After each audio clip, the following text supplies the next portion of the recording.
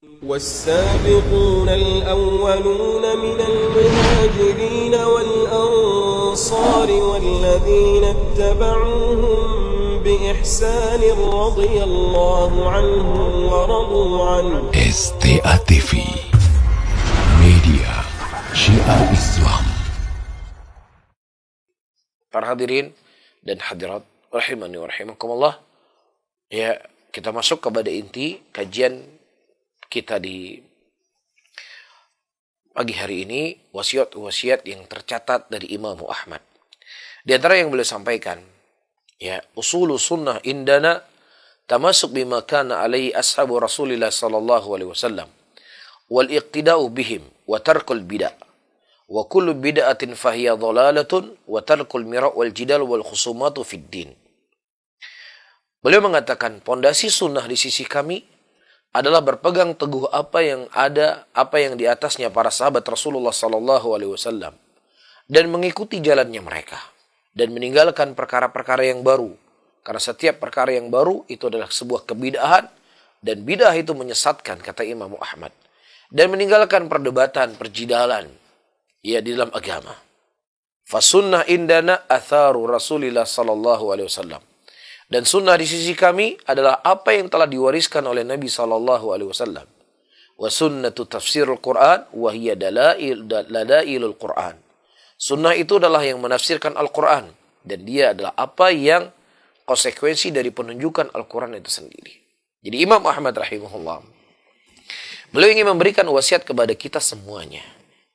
Ya, seseorang dikatakan sebagai pemangku sunnah Rasulullah ketika dia memahami sunnah Nabi Sallallahu Alaihi Wasallam sebagaimana yang difahami oleh para sahabat Nabi Sallallahu Alaihi Wasallam, dan orang-orang yang mereka jujur dalam pengikutan kepada sunnah Nabi Sallallahu Alaihi Wasallam, konsekuensinya mereka adalah meninggalkan kebid'ahan.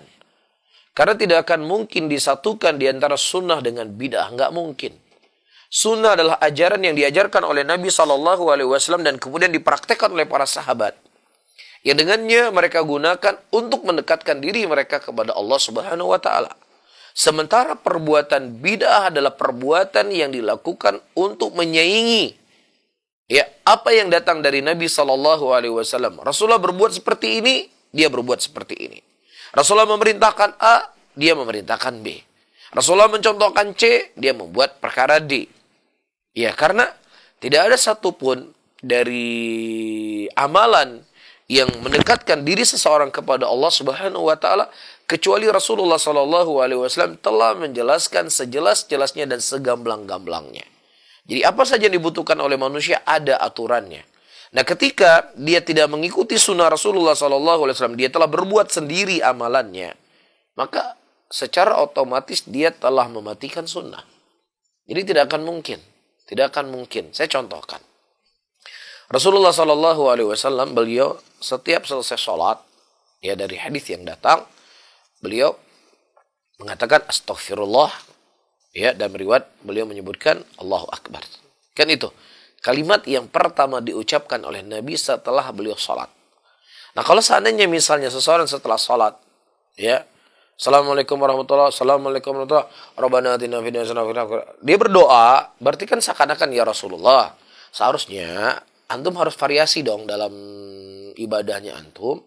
Seharusnya selesai sholat baca doa, jangan ngapain baca astaghfirullah. Kita kan nggak sedang buat dosa. Kalau kita sedang berbuat dosa, ya baru kita ucap astaghfirullah. Kita kan baru saja sholat, seharusnya ya namanya sholat kan bukan amalan kemaksiatan, jadi nggak perlu untuk beristighfar. Jadi seakan-akan itu kan yang disampaikan kepada Rasulullah Sallallahu Alaihi Wasallam. Iya. Jadi sebuah konsekuensi seseorang yang mereka berpegang teguh di atas sunnah, mau tidak mau dia harus meninggalkan kebid'ahan. Dan ketika seseorang mengamalkan sebuah kebid'ahan, tidak akan mungkin bid'ah itu bisa disatukan dengan sunnah Rasulullah Sallallahu Alaihi Wasallam.